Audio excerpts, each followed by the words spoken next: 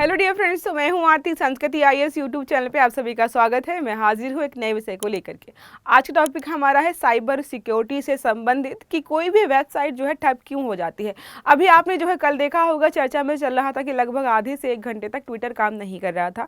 इसके पहले भी जो है आपने लगातार सुना होगा कि जो है फ्लिपकार्ट की जो है साइट क्रैश कर रही है, अमेजोन की साइट क्रैश कर रही है, इंस्टा नहीं चल रहा है, व्हाट्सअप नहीं चला। तो ऐसा क्यों होता है, क्या क्या कारण होते हैं कि कोई भी वेबसाइट या कोई एप्लीकेशन जो है चलना बंद हो जाता है या क्रैश कर जाता है। तो सारे जो है जितने भी इंपॉर्टेंट चीज़ें हो सकती हैं, जितने भी फैक्टर्स हम जो है इंक्लूड कर सकते हैं, चाहे वो मानव जनित हो या फिर जो है टेक्निकल एरर्स हो, सबको यहाँ पर 1 बाय 1 यहाँ पर देखने वाले हैं। देखिए क्या लिखा है, क्यों टफ हो जाती है वेबसाइट्स, क्या होती हैं वजह। तो जितनी भी वजह हो सकती हैं सारी हम यहाँ पर 1 बाय 1 देखने वाले हैं ताकि कोई भी बचे ना। तो वेबसाइट जो है कई कारणों से जो है ठप हो जाती हैं। अक्सर जो है बिजनेस ऑपरेशंस जो है डिसरप्ट होता है, उसकी वजह से भी हो जाती है। यूजर्स को परेशानी होती है, मान लीजिए कोई ऑफर चल रहा है, कोई सेल चले, तो जितनी उस वेबसाइट की कैपेसिटी है उससे ज़्यादा लोग वहाँ पर पहुँच जाते हैं तो वो क्रैश कर जाती है। इसके अलावा देखो, आपने कई बार देखा होगा कि कोई फॉर्म निकला हुआ है, लोग जो है लास्ट डेट के लिए वेट करते हैं कि चलो 2 दिन में भर देंगे, 2 दिन में भर देंगे। अब जो है पहले तो नॉर्मली जो है 2-4 10,000 20,000 बच्चे जो है फॉर्म भर रहे थे तो साइट आराम से चल रही थी। लास्ट के 2-3 दिनों में होता कि लाखों यूजर्स जो है फॉर्म भरने के लिए आते हैं, वो साइट क्रैश हो जाती है। तो ये जो है बहुत सारे रीजन है जिसकी वजह से चीज़ें होती हैं। पहला हमारा है ट्रैफिक ओवरलोड की वजह से। जैसा मैंने आपको बताया कि बहुत सारे यूजर्स एक साथ अगर आ जाएं, जिसकी वजह से जो है साइट काम करना बंद कर देती, क्योंकि उतना जो है वो लोड नहीं ले पा रही, अधिक विजिटर्स आ गए, कैपेसिटी जो है उसकी एक्सीड कर गई, तो वो साइट जो है क्रैश हो जाती है। देखो लिखा है वायरल कंटेंट है, अगर कोई वायरल कंटेंट है, सब लोग देख रहे हैं, सब पे पहुंच रहा है, सब लोग जो है वहां पर जो है जा रहे हैं। फ्लैश सेल या प्रोडक्ट लॉन्च नए नए होते हैं, जब कोई सेल आती है ना फ्लिपकार्ट अमेजोन पे, लोग पागल हो जाते हैं और साइट जो है चलना बंद हो जाती है। अंडर प्रिपेयर्ड सर्वर्स होते हैं, मतलब जो है अगर जो है फ्लिपकार्ट अमेजोन ने सेल स्टार्ट की है तो उसको ये पता होना चाहिए कि यहाँ पर यूजर्स जो है बहुत सारे भी आ सकते हैं, तो उनको जो है पहले से प्रिपेयर रहना चाहिए। वो प्रिपेयर नहीं होते हैं, जिसकी वजह से साइट क्रैश कर जाती है। समाधान क्या है, तो पहले आप स्केल कर लीजिए कि कितने यूजर्स आएंगे, उसके हिसाब से जो अपने सर्वर को जो है प्लान करके रखिए। इसके अलावा जो है लोड बैलेंसिंग सेट कर ले कि भाई इतना लोड अगर होता है तो हम मैनेज कर पाएंगे। और कंटेंट डिलीवरी नेटवर्क का उपयोग करें, जिससे क्या होगा, ट्रैफिक को कई सर्वरों में बांटा जा सके। अब आपको लग रहा है कि सारे यहीं इकट्ठा हो रहे, तो आप ऐसा कोई सिस्टम रखिए ताकि ये भीड़ जो है 3-4 जगह जो है डिस्ट्रीब्यूट हो जाए या अलग अलग जगह चलिए, ताकि लोड थोड़ा सा कम हो पाए। अब यहाँ पर नेक्स्ट हमारा हो सकता है कि सर्वर इश्यू हो गया होगा। जैसे आप कई बार देखते हो कि हाँ बैंक का सर्वर नहीं चल रहा है, फ़ोन का सर्वर नहीं चल रहा है, तो अगर सर्वर इश्यूज है तब भी जो है साइट क्रैश कर जाती है। दुनिया की 60% वेबसाइट शेयर्ड होस्टिंग का उपयोग करती हैं, जहाँ शेयर सर्वर मतलब सर्वर्स होते हैं जो एक ही सर्वर को बहुत सारे लोग इस्तेमाल कर रहे होते हैं, जिसकी वजह से जो है कई बार कई साइट्स यहाँ पर नहीं चलती हैं, प्रॉब्लम्स जो है हमें देखने को मिलती है। सर्वर ओवरलोड हो गया, एक ही सर्वर पर बहुत सारे जो है लोग इस्तेमाल करें, CPU है, रैम है, स्टोरेज की लिमिट जो है पूरी हो जाए तो भी जो आपका सर्वर जो है अनरिस्पॉन्सिव हो जाता है। कई बार आपका फ़ोन हैंग होना शुरू हो जाता है, क्यों? क्योंकि जो उसका स्टोरेज है वो फुल हो गया, वो ठीक से जो है वर्क नहीं कर पा रहा। तो ऐसा ही कुछ यहाँ पर सर्वर्स के साथ भी होता है। मेंटेनेंस या हार्डवेयर फेलियर भी हो सकता है कहीं पर कोई मेंटेनेंस चल रहा हो या फिर जो है कोई हार्डवेयर जो है फेल हो गया हो, जिसकी वजह से सर्वर जो है डाउन हो जाता है। समाधान क्या है, तो डेडिकेटेड या फिर जो है VPS होस्टिंग पर जो है स्विच करना चाहिए ताकि भीड़ भाड़ थोड़ा कम हो जाए।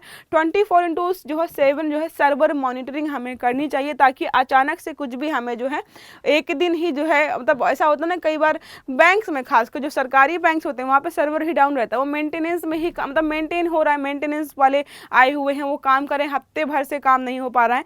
तो ऐसी चीज़ें ना हो, तो इसलिए समय समय पर आप जांच करते रहिए, खराब होने का इंतजार आपको नहीं करना चाहिए। नेक्स्ट हमारा है सॉफ्टवेयर बग्स और जो है कोड एरर्स।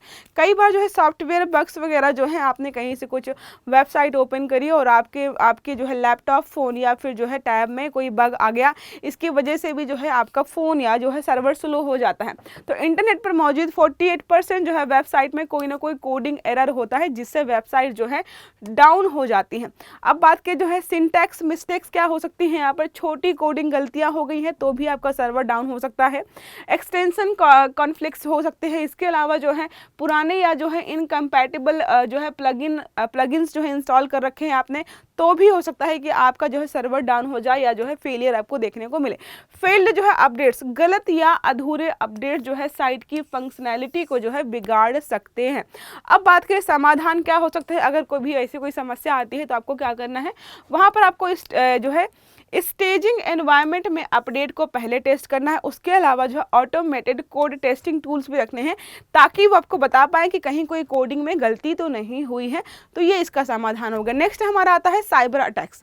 जब साइबर अटैक्स होते हैं, डीडॉस जो है, आपने डीडॉस हमले सुने होंगे कि जो है अमेजॉन पर सेल चलने वाली थी, फ्लिपकार्ट पर भी सेल चलने वाली थी, तो अमेजॉन की साइट पर जो है अचानक से आर्टिफिशियल भीड़ आ गई। मतलब जो है सच में इतने यूजर्स आए नहीं है, लेकिन हमें दिखाई दे रहा है कि भाई बहुत सारे लोग शायद शॉपिंग करें, जिसकी वजह से जो अमेजॉन की साइट वो क्रैश हो गए।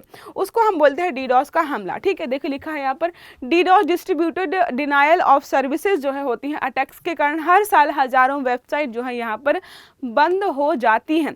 सर्वर को नकली ट्रैफिक यहाँ पर भेजा जाता है। वेबसाइट की सिक्योरिटी कमजोर होने का यहाँ पर जो है प्रमाण मिलता है कि जो है आपकी शायद जो है वेबसाइट की सिक्योरिटी कमजोर है, जिसकी वजह से डीडॉस हमला आपकी वेबसाइट पर हो पाया। अगर सिक्योरिटी सख्त होती तो ये चीज़ें नहीं हो पाती। समाधान क्या है, तो आपको जो है डीडॉस प्रोटेक्शन और वेब फायरवॉल जो इंस्टॉल करके रखना चाहिए। स्ट्रॉन्ग पासवर्ड पॉलिसी और 2FA, जिसमें हम बोलते हैं 2 फैक्टर्स ऑथेंटिकेशन जो है, अगर लागू करके रखेंगे तो आपको इस समस्या का सामना नहीं करना पड़ेगा। नेक्स्ट हमला या नेक्स्ट रीजन हो सकता है यहाँ पर डेटाबेस एरर्स। डेटाबेस एरर्स अगर है तब भी आपकी साइट जो है डाउन हो सकती है। वर्डप्रेस वेबसाइट पर सबसे आम एरर होता है एस्टैब्लिशिंग अ डेटाबेस कनेक्शन, जो खराब डेटाबेस कनेक्शन के कारण होता है। अब डेटाबेस ही जो है आपका ठीक से काम नहीं कर रहा है तो जाहिर सी बात है वो साइट जो है एरर दिखाने लग जाता है। डेटाबेस में करप्शन होने के कारण जो है, जब ओवरलोडेड, मतलब डेटाबेस जो भी आपका है वो बहुत ओवरलोडेड हो जाता है, उतना लोड नहीं ले पाता है, तब भी जो है वो साइट जो है क्रैश हो सकती है। अब बात करें समाधान क्या है, तो आपको जो है डेटाबेस ऑप्टिमाइजेशन, जितना भी डेटा है आप ऑप्टिमाइज करके उसको कम से कम स्टोरेज में रखिए ताकि जो है बाकी जगह खाली रहे, तो आराम से जो है वेबसाइट काम कर पाए। कैशिंग और इंडेक्सिंग का उपयोग भी आप कर सकते हैं ताकि जो है समस्या आपको यहाँ पर ना हो। नेक्स्ट हमारा है DNS इश्यूज। ये क्या होता है, डोमेन नेम सिस्टम प्रॉब्लम्स जो होती है। डोमेन नेम मतलब है कि कोई भी वेबसाइट होती है उसका एक नाम होता है, उसी को हम डोमेन नेम बोलते हैं।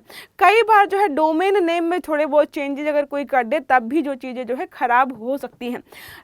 DNS प्रोपेगेशन में 24 से 48 आवर्स तक जो है समय लग सकता है, जिससे नई वेबसाइट या डोमेन चेंजेस के बाद कुछ समय के लिए साइट एक्सेस नहीं हो पाती है। गलत अगर DNS सेटिंग है तब भी ये समस्या हो सकती है।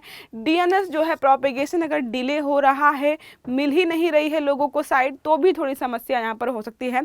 तो समाधान क्या है, आप जो है क्लाउडफ्लेयर जैसे फास्ट DNS प्रोवाइडर्स का इस्तेमाल करें ताकि जो 24 से 48 आवर्स का समय ले रहे हैं वो कम हो पाए। DNS रिकॉर्ड जो है सही से आपको रखने हैं ताकि समस्या जो है आप सही समय पर जो है कॉन्फ़िगर करके जो है सॉल्व कर पाए। नेक्स्ट हमारा हो सकता है सिक्योरिटी सर्टिफिकेट प्रॉब्लम्स। तो सिक्योरिटी सर्टिफिकेट प्रॉब्लम है तब भी चीज़ें जो है ख़राब हो सकती हैं, जैसे गूगल क्रोम और अन्य ब्राउज़र जो है SSL सर्टिफिकेट एक्सपायर होने पर वेबसाइट को एक्सेस करने से रोक देते हैं। अगर कोई वेबसाइट है जिसने जो है गूगल या क्रोम पे रजिस्टर कर रखा है, लेकिन क्या हो गया, उसका ब्राउज़र जो है सिक्योरिटी सर्टिफिकेट जो है एक्सपायर हो गया, जिसकी वजह से जो है अगर आप जाएंगे इस वेबसाइट पर तो जो है आप इसको एक्सेस नहीं कर पाएंगे। सर्टिफिकेट एक्सपायर हो जाना, HTTPS कॉन्फ़िगरेशन एरर भी हो सकता है। तो 2 रीजन्स होंगे जिसकी वजह से आप जो है साइट को विजिट नहीं कर पा रहे होंगे। अब समाधान क्या है, ऑटोमेटेड SSL रखें ताकि जो है कभी भी वो एक्सपायर ना हो। ऑटोमेटिक जो है वहाँ पर जो है फिर से रिचार्ज या जो भी चीज़ें हैं री रजिस्टर हो पाए ताकि लोगों को समस्या ना हो। और आपके पास जो है SSL चेकिंग टूल होना चाहिए जो आपको बताता रहे कि भाई आपका जो है ये एक्सपायर होने वाला है, आपको इसको फिर से रीजनरेट करना है या जो भी करवाना है आपको उसको फिर से करवा लीजिए। नेक्स्ट हो सकता है होस्टिंग और CDN फेलियर्स हो सकते हैं। 50% से अधिक वेबसाइट जो है किसी न किसी प्रकार के CDN कंटेंट डिलीवरी नेटवर्क का उपयोग करते हैं, जिससे उनकी स्पीड और स्टेबिलिटी बढ़ती है। अब बात करें होस्टिंग सर्वर अगर आउटरेज हो जाता है तब भी जो है साइट क्रैश कर सकती है।